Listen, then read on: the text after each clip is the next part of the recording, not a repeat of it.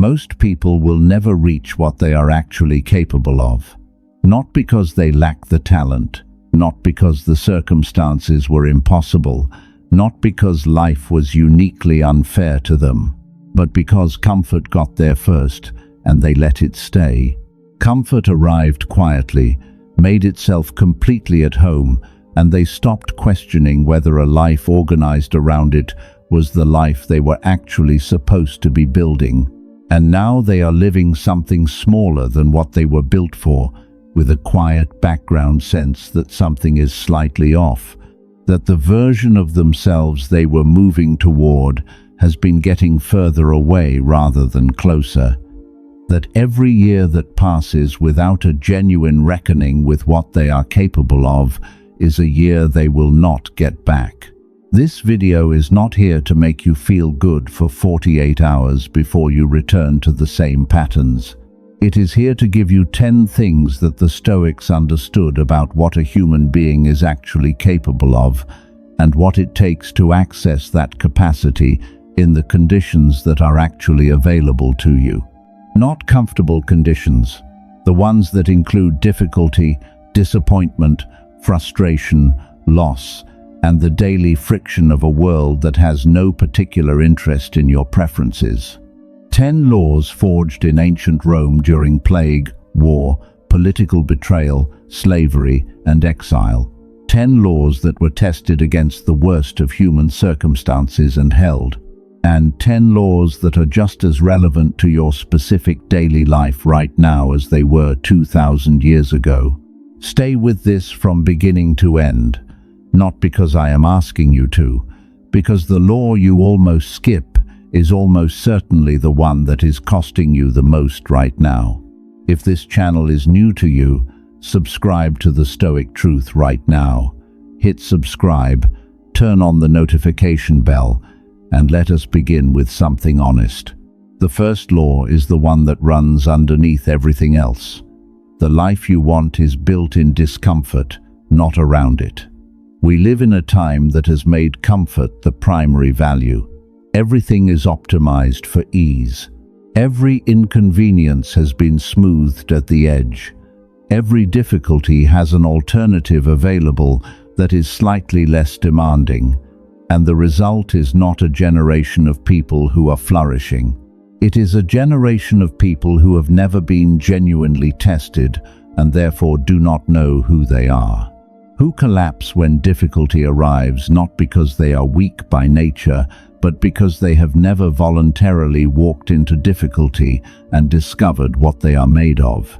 Seneca, writing in a letter that most people who quote Stoicism have never actually read, put it with the kind of precision that does not allow comfortable interpretation. He wrote, "It is not that I am brave because I have not been afraid.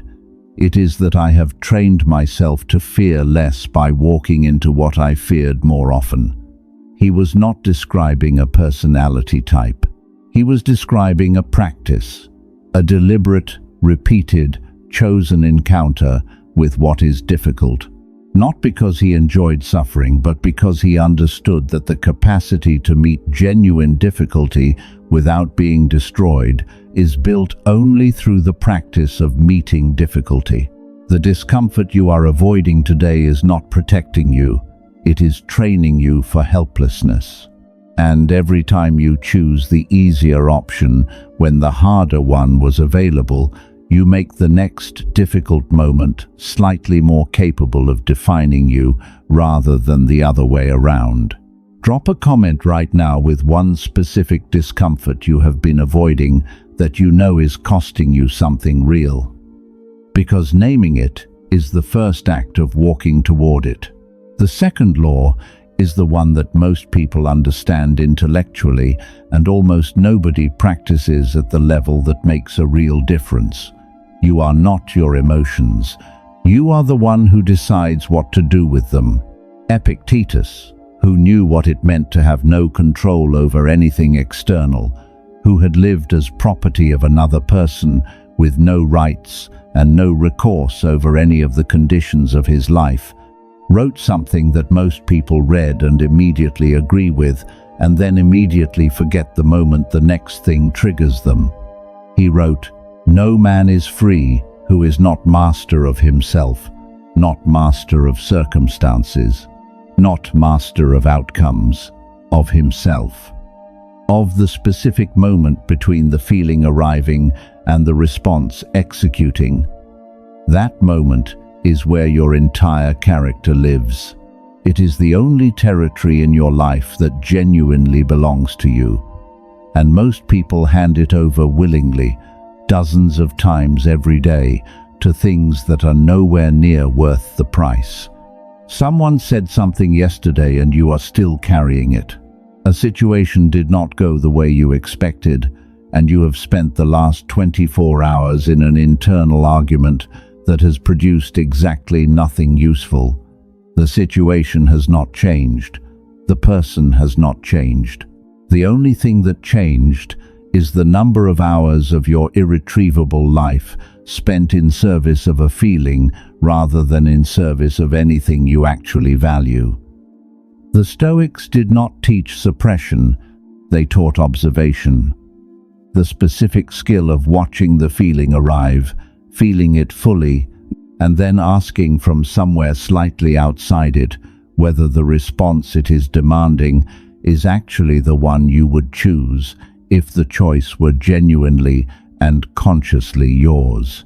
That question, asked honestly in the heat of genuine emotion, is the beginning of real freedom.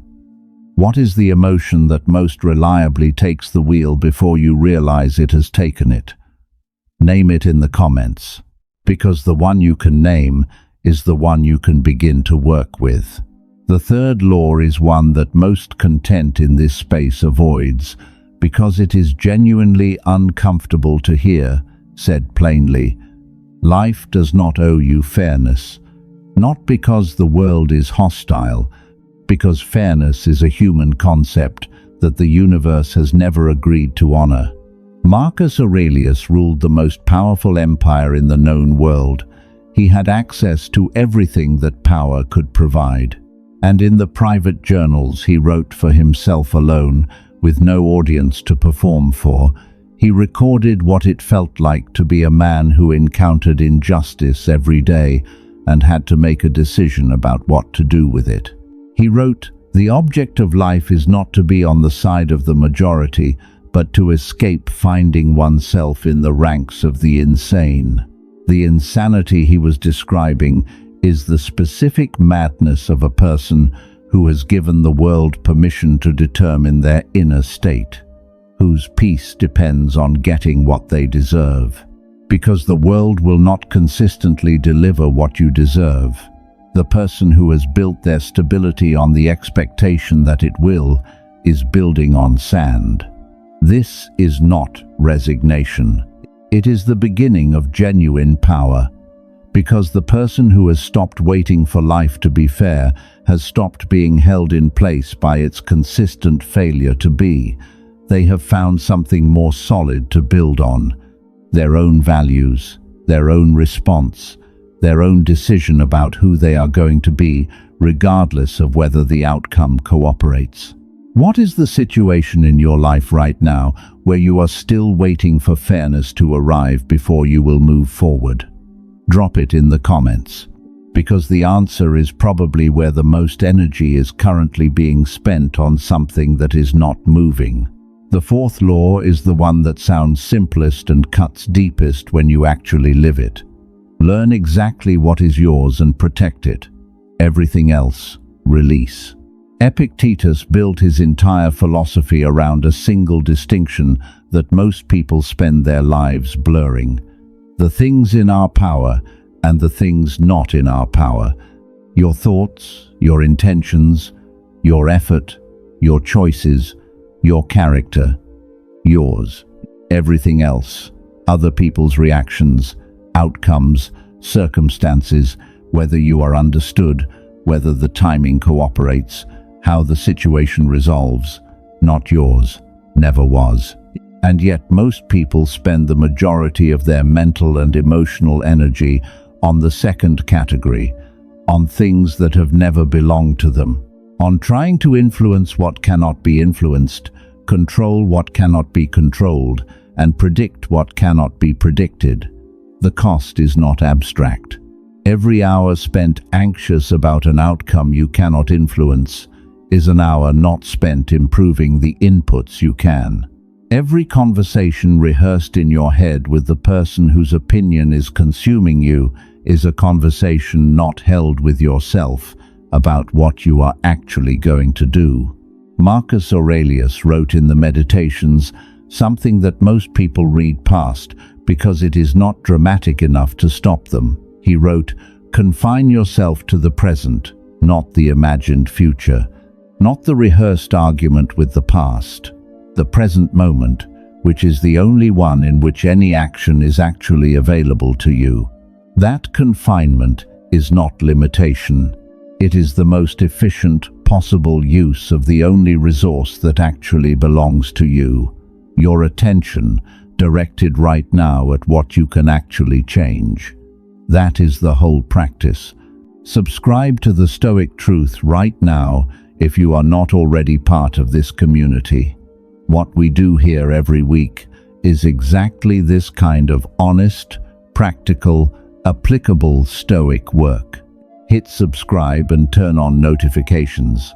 The fifth law is one that the modern world has almost entirely forgotten how to practice: voluntary hardship. The deliberate choice of difficulty, not because life has forced it on you, but because you understand what the choosing of it produces. Seneca wrote, "Endure and renounce. Practice enduring what is painful and renouncing what is pleasurable, not as permanent conditions, but as regular training. Because the person who has never voluntarily gone without does not know how they will respond when the going without is no longer voluntary. And not knowing how you will respond to difficulty is the same as giving difficulty complete authority over you." The practice looks specific in real life. The meal skipped, not from necessity, but from discipline. The comfort foregone not because you cannot afford it, but because you are reminding your mind that it is not required. The early morning chosen when rest was available. The honest conversation initiated when avoidance would have been easier. None of these are large. Together, they build the specific internal architecture of someone who has practiced difficulty enough that when difficulty arrives uninvited, it does not find a stranger. It finds someone who has been here before. Someone who knows from their own accumulated evidence that they can move through it. And that knowledge, built in the private moments of chosen difficulty, is the specific kind of confidence that does not collapse under pressure because it was built in pressure rather than built around it. The question is not whether you should practice voluntary hardship. The question is, what specific form of it will produce the greatest return in your life right now? For some people it is physical, the training session chosen when rest was available. For others it is conversational, the honest thing said when the comfortable version was right there. For others it is the deliberate restraint from a comfort that is perfectly accessible, not because you cannot afford it, but because you are training yourself to not need it. Whatever the form, the principle is the same. You are not waiting for the hard thing to come and find you. You are going to find it first. You are practicing the foundational Stoic understanding that difficulty is the medium in which character is formed. And the person who meets difficulty as a familiar rather than as a stranger has a specific advantage that no amount of theory can provide. They have evidence. They have been here before. And that evidence, accumulated through chosen difficulty across ordinary days, is what makes the involuntary difficulty, when it arrives, survivable rather than defining. The sixth law cuts directly against almost everything the achievement culture teaches. Let go of the outcome, fall completely in love with the work. We have been trained to value results. the recognition, the promotion, the validation that confirms the effort was worth it. And the consequence of that training is the fragility of someone whose sense of self is tied to whether the outcome cooperates with the effort. Marcus Aurelius wrote something about this that never appears in the productivity content because it does not fit the format. He wrote, "It is enough to do good, even if you never find out who benefits." That is not false modesty. That is the description of someone who has severed the connection between what they offer and what they receive in return. Who does the work because the work is worth doing? Who cannot be made fragile by the failure of outcomes that were never fully within their control. The poet Rainer Maria Rilke wrote to a young person asking whether their work had value. Ask yourself in the most silent hour of your night whether you must write. And if the answer is "I must," then build your life in accordance with this necessity. Not "I must because it will succeed," "I must because it is what I am here to do." When you find that relationship with what you do, failure stops being the opposite of success. It becomes a part of the path. A teacher, something you can absorb without being destroyed because the work itself, not the outcome, is what you are actually invested in. What work would you keep doing even if nobody ever saw it? Drop that honestly in the comments, because your answer to that question is probably the most important information available to you about what your life is supposed to be about. There is also something practical worth naming about what this shift produces when it begins to take hold. The writer who stops checking how many people read the last piece and starts being more honest in the next one. The person in the gym who stops comparing their timeline to someone else's and starts paying attention to what their own body is actually doing. The professional who stops managing how the work looks and starts focusing on whether the work is actually good. Each of these is not a reduction of investment, it is a redirection of it, from the outcome, which was never fully within control, to the process, which always was. And when that redirection happens genuinely, the work almost always improves. Not because the stakes have been lowered, but because the distortion of needing a specific result has been removed. The work becomes cleaner, more honest, more itself, and the person doing it becomes harder to discourage.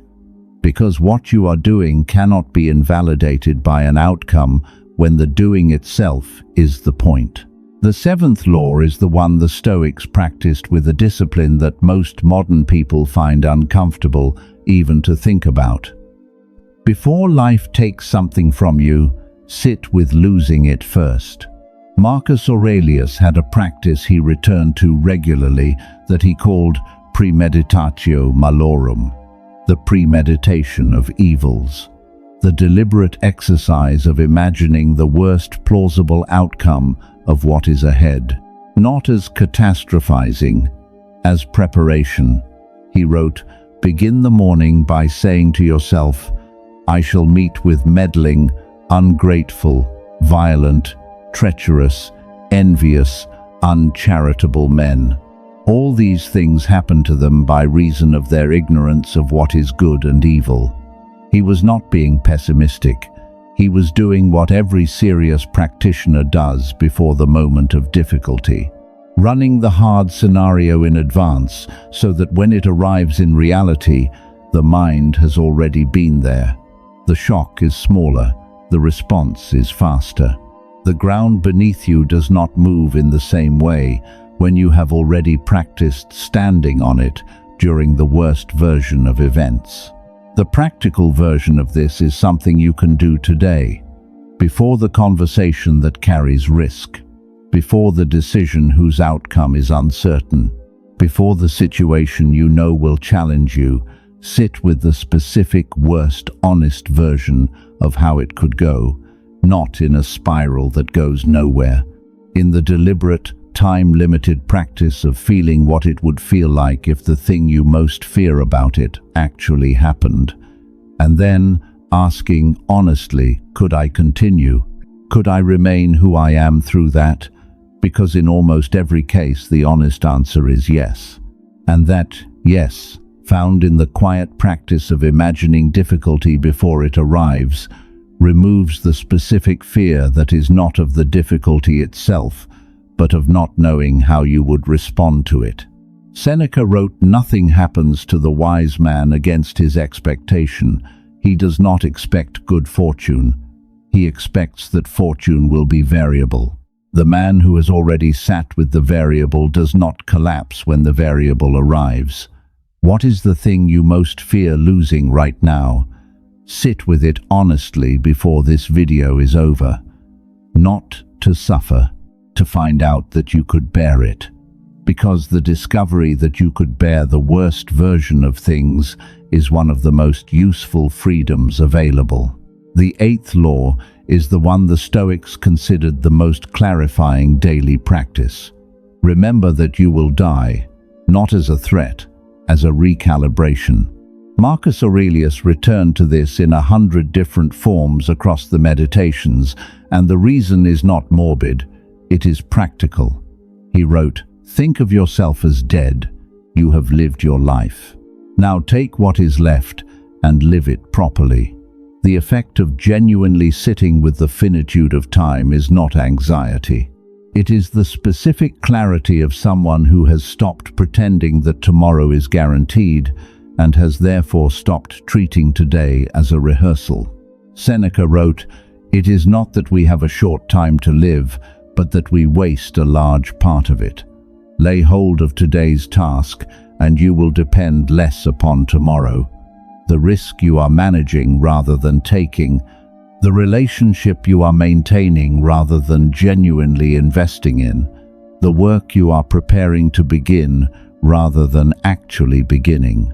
All of it deferred on the silent assumption that the conditions will improve before you have to commit to something real." The Stoic does not operate from that assumption. What is the one thing you have been deferring that you know in the most honest part of yourself you should have already started? That question is probably the most important thing in this video for you specifically. The Stoics were not recommending urgency in the frantic sense of someone who is panicking about running out of time. They were recommending presence. The specific quality of attention that belongs to someone who has genuinely accepted that this day, this hour, this conversation is not a practice run for the real version that will begin when conditions are better. It is the real version. The person you are being right now in the choices you are making right now is not a draft of the person you will become. It is the person you are becoming in real time.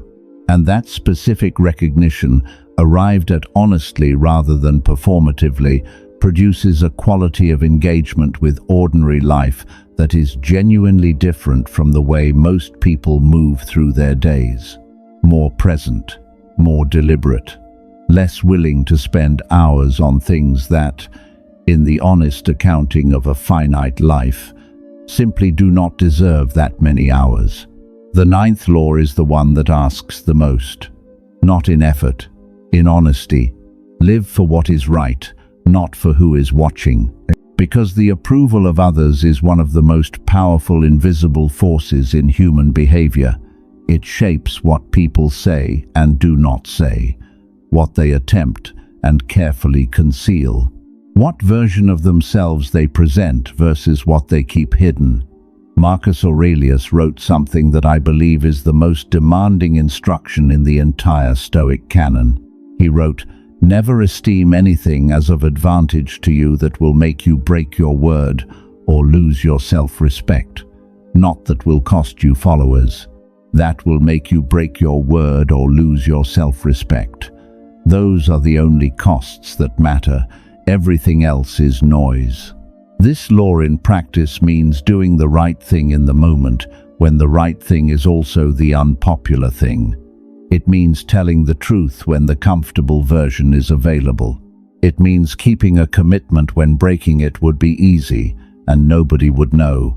It means building your character in the private moments that produce no observable reward, because you understand that those private moments are the only ones that actually build anything real.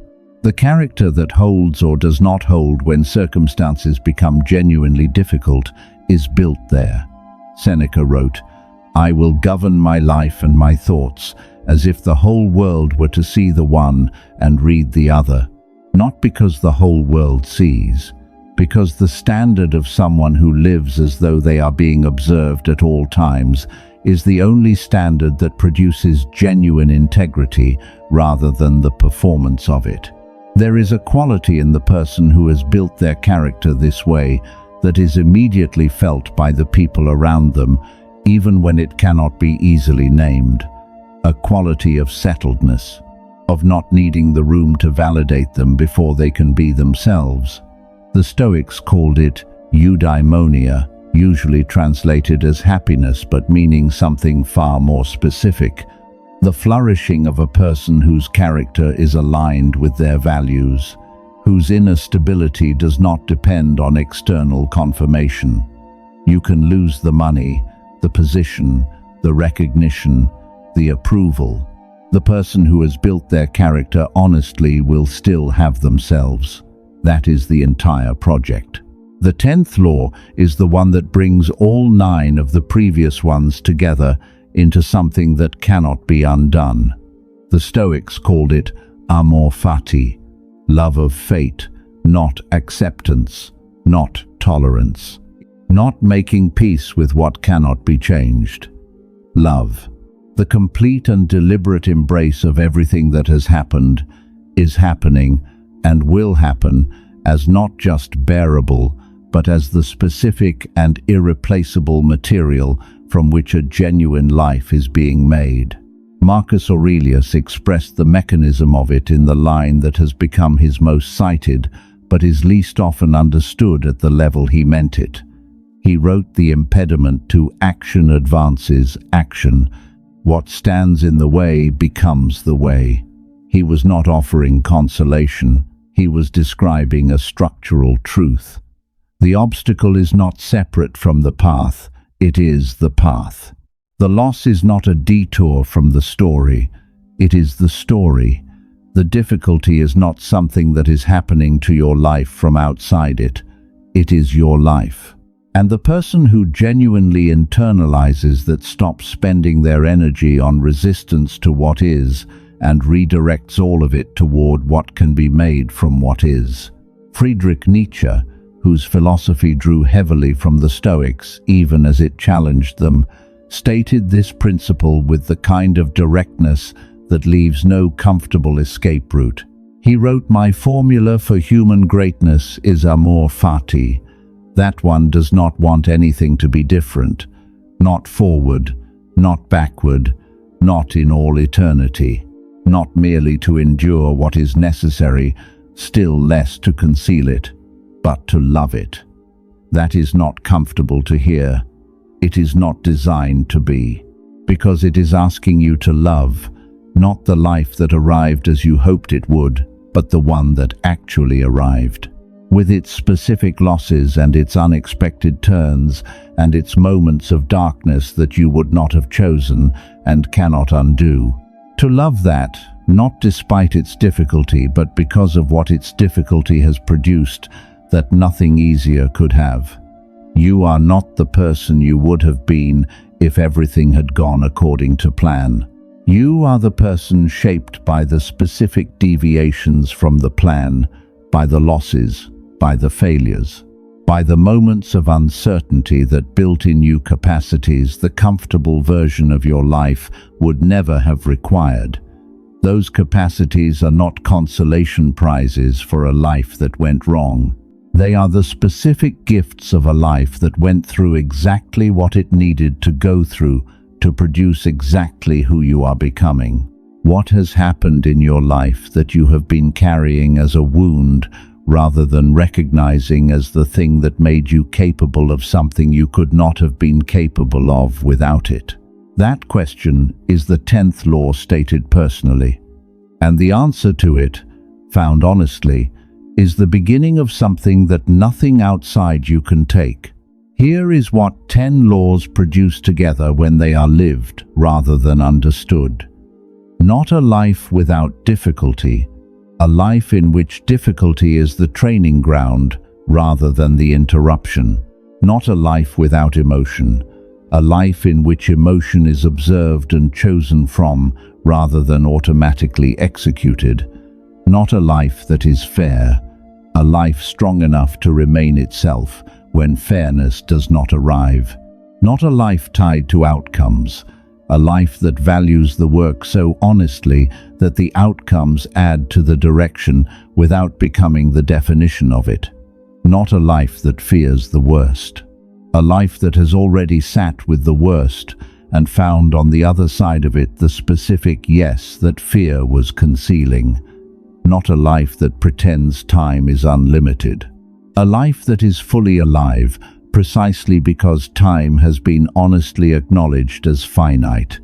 Not a life that performs virtue for an audience. A life that builds it in private. Not a life that fights against what is. A life that loves what is, operationally and honestly, as the exact material available for building something worth building. And underneath all of it, not a life organized around comfort, but one organized around the specific and demanding and genuinely rare discipline of becoming who you are actually capable of being. Marcus Aurelius, Seneca, Epictetus, none of them wrote from comfort. All of them wrote from the honest experience of what a human being is capable of when the decision has been made to become more than the circumstances. That decision is available to you today. In the specific life you are actually living with its specific difficulty and its specific possibility. Begin. Not the dramatic version of beginning, the quiet, specific version. One law, the one that landed hardest. One practice derived from it. One choice made differently in the next 24 hours that you would not have made before this conversation. That is enough. That is always enough to start.